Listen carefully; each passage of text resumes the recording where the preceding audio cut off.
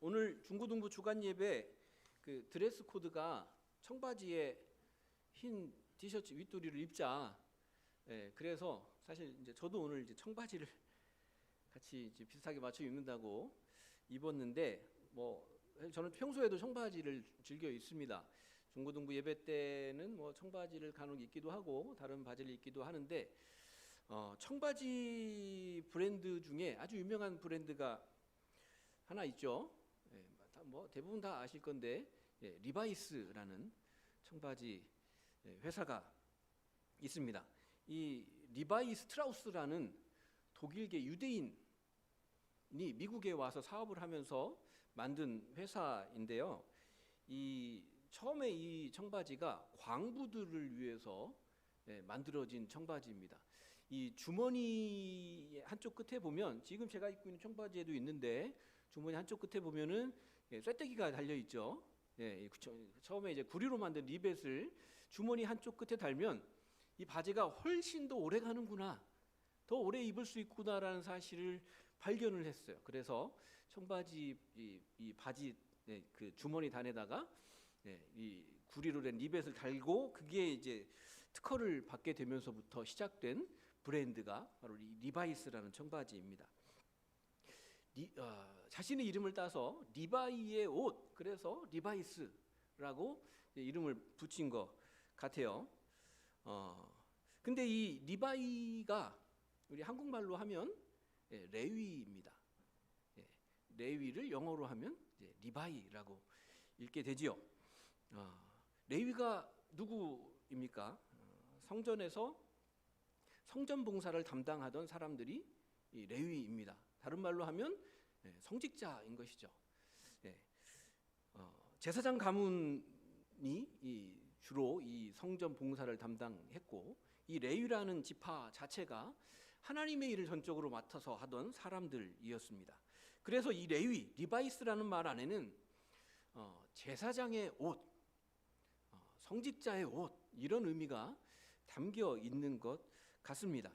이 리바이스를 만든 리바이가 실제로 의도하고 이름을 지었는지는 정확히 알 수는 없지만, 이 리바이스라는 이 청바지가 신성한 옷이라는 암시를 주기에는 충분해 보입니다. 노동자들, 특별히 가장 밑바닥에 있는 광부들이 입던 옷에 신성한 옷이다 라는 의미의 리바이스라는 이름을 붙인 것이죠. 오늘 저희가 함께 읽은 본문의 주인공도 이름이 리바이입니다. 레위입니다. 사실 이 본문에서 이 레위 이야기는 이 한 절 이야기하고 금방 지나가 버려서 사실 사람들이 그렇게 주목하는 이야기는 아니죠. 그러나 오늘 이 본문의 주인공인 이 리바이, 레위라는 이름 안에도 마찬가지로 신성함이 담겨 있는 이름입니다.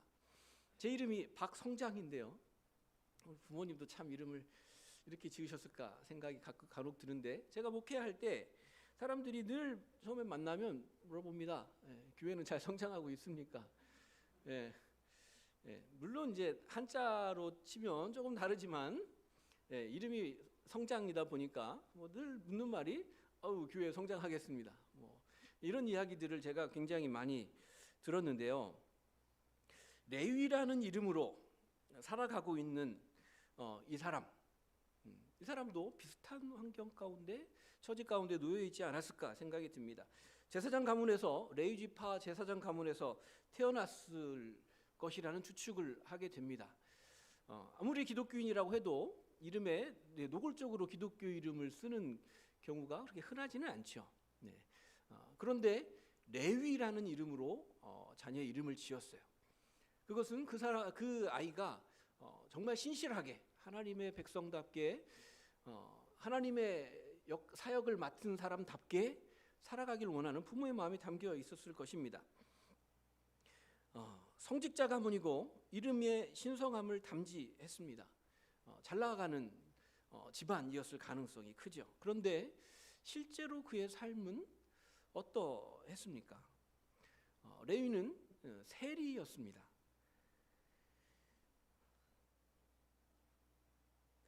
예수님께서 길을 가시다가 만나셨다라고 본문에 기록되어 있는데, 그것을 미루어 볼 때 세리 중에서도 통행료를 받던 세리가 아니었을까라는 생각이 듭니다. 흔히 세리하면 우리 악독하고 돈도 많고 사람들을 착취하는 부자라고 생각을 하는데요. 당시에는 크게 세리가 두 종류의 세리가 있었습니다.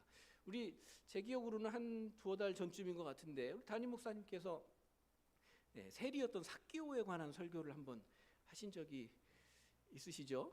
네, 제가 우리 중고등부 연합예배 때 들었던 것 같은데 다들 이렇게 처음 듣는다는 표정으로 저를 보시면은 네, 설교 원고를 준비한 제가 좀 민망해지는데요. 네, 그 삭개오에 관한 설교를 하셨는데 삭개오와 같이 실제로 이제 세금을 징수하고 일부는 착취도 하고 그래서 돈이 많았던 세리들이 있었고 또 다른 한편에 또 다른 세리들이 있었는데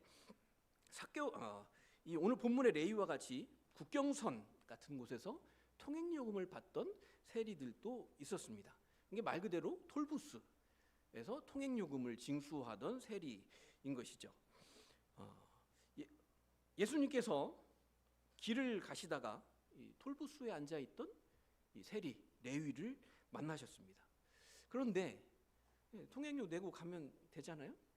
통행료 내고 지나가면 그만일 것을 예수님께서 통행료 낼 생각은 안 하시고 레위에게 나를 따라와라 라고 말씀을 하셨습니다.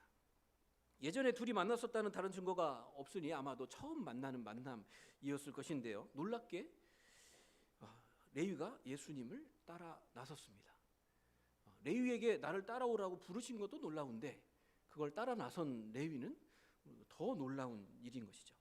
제가 한국 살 때 고속도로를 종종 이용했습니다. 여기는 이제 돈 내는 고속도로가 없으니까 고속도로 탄다고 돈 낼 일이 없는데 한국에서는 고속도로를 이용하면 돈을 내야 되죠. 네, 이제 요금소에 가서 이제 창문 찍 내리고 돈을 내면 카드나 뭐 내면 되는데 제가 갑자기 그 요금 받는 징수원에게 내가 당신을 제자 삼겠습니다. 나를 따라오십시오. 라고 얘기를 했다고 상상을 해보세요. 제정신이 아닌 거죠. 근데 그 사람이 갑자기 물을 박차고 나와서 제 차를 얻어 타고 제가 따라가겠습니다 하고 따라 나섰다면 그 사람은 더 제정신이 아닌 겁니다. 현실적으로 이게 쉽게 이루어질 수 있는 상황이 아닌 것이죠. 그런데 오늘 본문은 그런 이야기를 우리에게 하고 있습니다. 레위가 예수를 따라 나섰습니다. 물론 예수님에 관한 소문을 들었을 것이에요. 하지만 소문만으로 따라 나서기에는 뭔가 조금 설명이 부족해 보입니다. 무엇이 레위로 하여금 예수님을 따라 나설 수밖에 없게 만들었을까? 레위는 도대체 어떤 마음으로 예수님을 따라 나섰을까? 오늘 그 이야기를 좀 잠시 살펴보려고 합니다. 여러분들 이제 성서대학 하신 분들은 아주 잘 아시겠지만 헤롯 대왕이 죽은 후에 그 헤롯이 다스리던 이스라엘 전역에 걸쳐 있던 영토를 자신의 세 아들들에게 분할해서 나눠줬습니다. 그러니까 세 나라가 된 것이에요. 원래 한 나라였던 곳이 세 나라로 나뉘어지게 되니까 전에는 없었던 새로운 국경선이 생겨났습니다. 그리고 새로 생겨난 그 국경선들에는 통행료를 받는 톨부스가 생겨난 것이죠. 아마도 레위는 그런 곳 중 한 곳에서 세금을 통행료를 받던 세리가 아니었을까 생각이 듭니다. 제가 예전에 이제 서울에 잠시 살았었는데 돈 많은 사람들은 뭐 좋은 아파트 살지만 저는 별로 돈이 없어서 주택가에 그것도 이제 좀 오래된 주택가에 살다 보니까 주차난이 이게 장난이 아닙니다. 저녁마다 주차하는 게 전쟁이에요. 주택가에 살아보신 분들은 뭐 대부분 다 아실 겁니다. 한국에서 주택가에서 주차하기가 매우 힘들죠. 보통은 이제 집 근처에 이제 주차할 곳들이 한두 곳이 있어서 그곳에 주차를 했는데 어느 날 좀 밤늦게 들어왔는데 도저히 주차할 곳을 찾지 못하겠는 거예요. 그래서 집하고 조금 떨어진 한 10분 정도 걸어가야 되는 데다가 주차를 하고 집에 들어왔습니다. 다음 날 이제 아침에 다시 일을 보러 나가서 차를 가지고 나가려고 하는데 갑자기 어떤 아저씨가 오더니 주차요금을 내라는 거예요. 분명히 제가 알기로 그곳이 무료 주차 공간이었기 때문에 제가 이 10분 동안인 걷는 이 수고를 마다하지 않고 주차비를 아껴보려고 무료 주차장에 세운 건데 주차비를 달라고 그러는 거예요. 좀 당황스럽기도 하고 화도 나고 그러다가 언성이 좀 높아져서 막 싸웠습니다. 대판 막 소리를 지르면서 막 싸웠어요. 이 말이 되냐? 이 지금 너 당신 이 상관 불러와라 막 이러면서 막 소리를 지르고 싸우다가 문득 마음속에 하나의 음성이 들렸어요. 마음속으로 무슨 생각이 들었냐면 내가 목사인 건 모르겠지.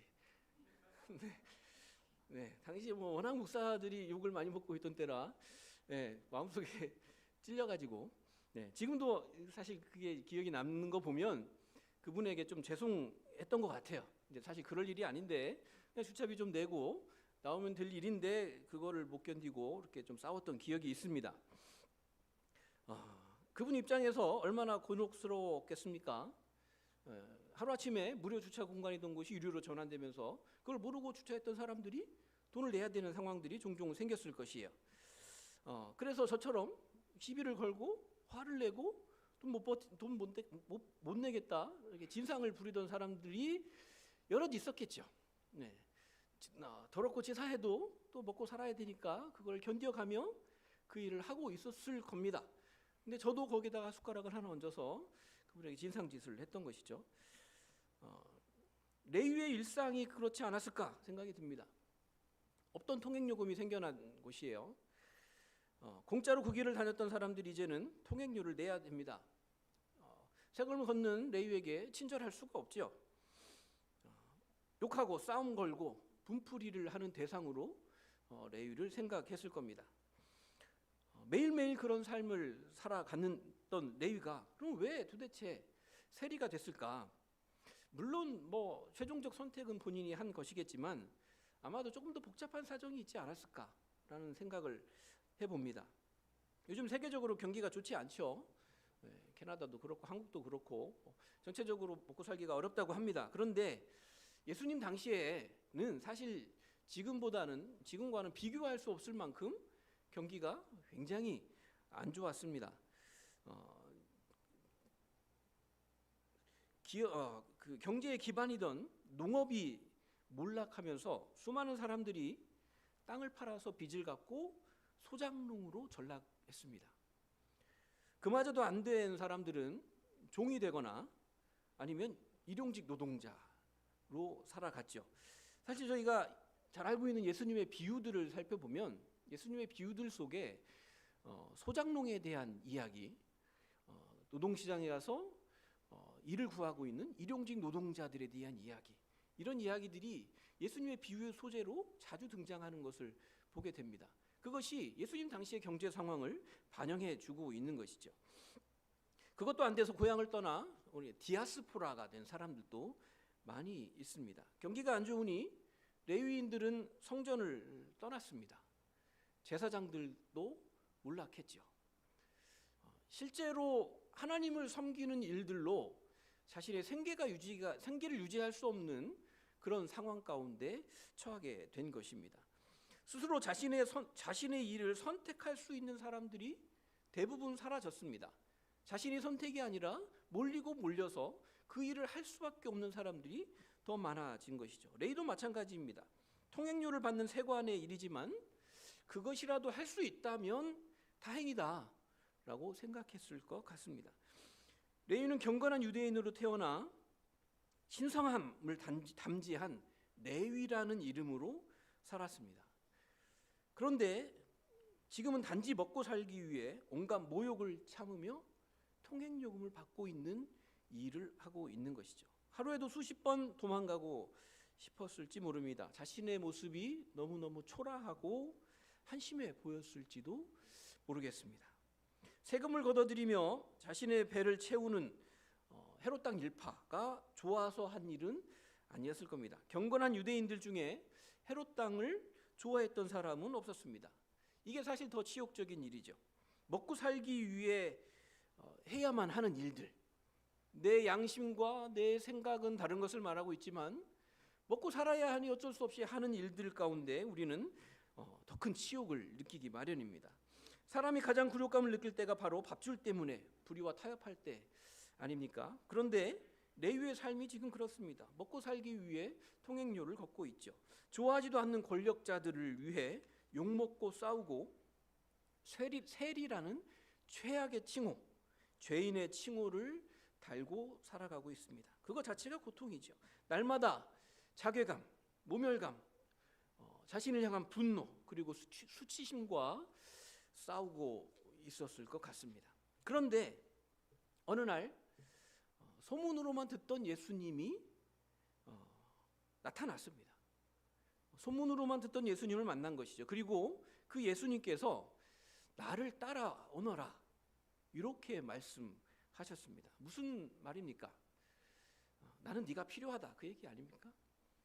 나를 따라오너라, 너 나 따라와서 내 뒤치다거리나 해라 이렇게 예수님이 우리를 부르시지 않잖아요. 나를 따라오너라 그 말은 난 네가 필요하다, 난 네가 나를 도와줬으면 좋겠다 이 말 아니겠습니까? 이 한마디가 레위를 살려냈습니다. 이 말 한마디 때문에 레위의 가슴 깊이 박혀있던 상처들이 치유되기 시작한 것이요, 쓸모없는 사람이라는 생각, 모멸감과 자괴감 때문에 괴로워하던 일상 속에서 소문으로만 듣던 예수님이 난 네가 필요하다 라고 말씀해 주신 것입니다. 불평과 짜증, 분노의 말들 속에서 상처받고 지쳐가던 레위에게 나는 네가 정말 필요하다는 그 초청의 음성, 그 음성으로 레위의 상처들이 치유된 것입니다. 아마 레위는 정말 오랜만에, 아니면 어쩌면 태어나서 처음으로 자신을 하찮은 존재가 아닌 소중한 인간으로 대해주는 사람을 만났을 것이에요. 그렇게 레위의 새로운 삶이 시작된 것입니다. 자신의 이름에 걸맞는 삶이 시작된 것이에요. 이것이 레위가 예수를 따라 나설 수 있었던 이유일 것입니다. 저는 이것이 예수님의 말씀 안에 있는 권위라고 생각을 합니다. 권위라는 것이 어디에서 옵니까? 우리는 누구에게 진정한 권위를 느끼게 됩니까? 사실 직분이 권위를 말해주는 것은 아니죠. 제가 목사가 돼서 앞에 설교하고 있으니까 갑자기 권위가 생겨서 여러분들이 저 목사님은 참 권위 있어 라고 생각하지는 않으실 거 아니에요? 네. 제가 뭐 좀 잘생겨진다고 권위가 막 더 생기는 것도 아니고, 제가 공부를 엄청 많이 해서 박사 학위를 몇 개 갖고 있다고 뭐 권위가 생기는 것도 아닐 겁니다. 레위가 순종할 수밖에 없었던 예수님의 권위는 레위의 삶을 충분히 이해하고 있었던 그 예수님의 마음에서부터 온 것이죠. 레위가 얼마나 굴욕적 삶을 살고 있었는지, 내면의 수치심과 자괴감으로 얼마나 아파하고 있는지를 이해하고 공감하고, 그럼에도 불구하고 나는 네가 필요하니 나를 따라오너라 라고 말씀하셨던 이 말씀에 레위의 마음이 녹아내리고 예수님의 권위가 인정된 것일 겁니다. 우리도 종종 우리의 이름을 잃어버리고 살아갑니다. 저도 마찬가지입니다. 저는 지금 현재 우리 중고등부에서 파트타임으로 일을 하고 있지만 이제 풀타임으로 일을 하지 않기 때문에 제 시간의 대부분의 시간은 그냥 돈 벌면서 여러분들과 똑같이 일하며 살아갑니다. 근데 저를 아는 분들은 변함없이 그냥 목사님이라고 불러줘요. 교회에서 만난 분이 아니고 밖에서 만난 분들도, 일하다 만난 분들도 제가 목사인 걸 알면 목사님이라고 불러주더라고요. 근데 목사처럼 별로 살고 있지 않은데 그렇게 목사답게 산다고 자부할 수 없는 제 내면을 볼 때마다 종종 초라해지기도 합니다. 이름에 걸맞지 않는 삶의 비루함 때문에 자괴감을 느끼고 수치심을 느끼기도 하죠. 날마다 만나는 우리의 일상이 고통일 때도 있습니다. 제가 설교를 이제 준비하면서 중고등부 아이들 생각을 많이 했습니다. 우리 아이들도 이제 조금 더 시간이 지나면 제가 걸어왔던 인생과 같은, 혹은 우리 여러분들이 걸어왔던 인생과 같은 비슷한 인생을 이제 살아가게 되겠지요.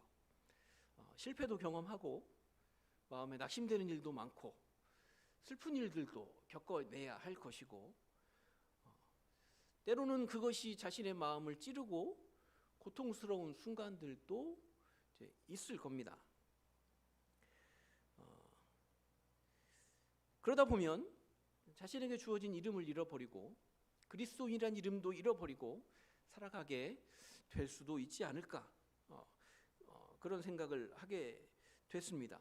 그래서 사실은 중고등부 주간 예배니 중고등부에서 제가 설교하던 것처럼 저희 보통 중고등부에서 한 10분 정도 제가 설교를 아주 짧게 아주 그냥 캐주얼하게 하는데, 그렇게 하고 말까 하다가 또 어른들 계신데 그렇게 설교하기는 좀 그렇고, 우리 아이들이 어떻게 자라났으면 좋겠는가, 이 아이들이 살아가면서 만나게 될 많은 아픔과 어려움과 고통들의 그 순간들 속에서 어떻게 그것들을 이겨내고 회복하고 다시금 일어서면 좋겠는가라는 마음으로 설교를 준비하다 보니 오늘 말씀이 생각이 나서 함께 나누게 되었습니다. 예수님께서 그렇게 날마다 그런 삶을 살아가고 있는 우리를 향해서도 레위를 향해 말씀하셨듯이 나를 따라오너라, 이렇게 말씀하고 계십니다. 난 네가 정말 필요하다, 이렇게 말씀하고 계신 것이죠. 따라와서 나를 좀 도와줘라, 나는 네가 정말 필요하다, 네가 소중하다라고 말씀하시는 것입니다. 우리에게 남겨진 과제가 무엇입니까? 일어나는 것이죠. 오늘 본문 말씀을 보니까 예수님께서 레위를 부르시니 나를 따르라 하시니 레위가 일어나 따르니라, 이렇게 기록이 되어 있습니다. 일어나야 한다는 말이죠. 일어난다는 것은 용기를 내는 것입니다. 우리가 우리 안에 내면의 수치심과 죄책감에 머물러 있지 않는 것이죠. 어쩔 수 없지 뭐, 그냥 인생이 그런 건데 뭐 어쩌겠어, 사는 게 그런 건데 뭐 어쩌겠어, 내가 정말 그리스도인답게 살고 있는가, 아니면 교회에서 내게 주어진 직분답게, 목사답게, 장로답게, 권사답게 살고 있는가라는 질문 앞에 아니 뭐 내 먹고 사는 게 그런데 어쩔 수 없지 뭐 라고 대답할 것인지, 그 인생이 그런 건데 뭐 그걸 나보고 어쩌라고 그렇게 하나님 앞에 변명할 것인지, 아니면 레위처럼 일어나 예수를 따를 것인지 우리에게 결단하라고 말씀하시는 것입니다. 어쩔 수 없다라는 자포자기에 머물러 있지 말라는 말씀인 것이죠.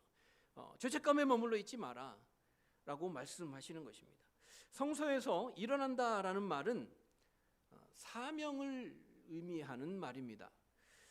히브리어로 일어나라가 쿰이라고 읽는데요, 여러분들 잘 아시는 달리다 쿰, 소녀야 일어나라, 예수님이 말씀하신 달리다 쿰에서 이 쿰이 같은 일어나라라는 뜻입니다. 이 쿰이라는 단어가 이제 구약 성서를 읽다 보면 굉장히 자주 등장합니다. 하나님께서 그의 사람들을 부르실 때 쿰, 일어나라라고 말씀하십니다. 그의 사람들, 하나님의 백성들을 부르실 때 가장 먼저 하신 가장 많은 말씀이 쿰, 일어나라라는 말씀인 것이죠. 그리고 그 하나님의 말씀에 반응했던 하나님의 사람들이 제일 먼저 했던 행동도 일어나는 것이었습니다. 그냥 내가 있던 자리에 앉아 있는 것이 아니라 일어나는 것이죠. 그냥 변명 가운데 앉아 있는 것이 아니라 일어나는 것입니다. 거기에서부터 치유가 일어나고 거기에서부터 회복이 일어나는 것이에요. 우리가 사명 가운데 일어나지 않는다면 우리 안에 진정한 치유 또한 일어나지가 않습니다. 하나님이 나를 고쳐주시면 내가 하나님의 일을 잘 해보겠습니다, 그렇지 않습니다. 하나님께서 부르실 때 내가 일어나면 그때 치유가 일어나는 것이죠.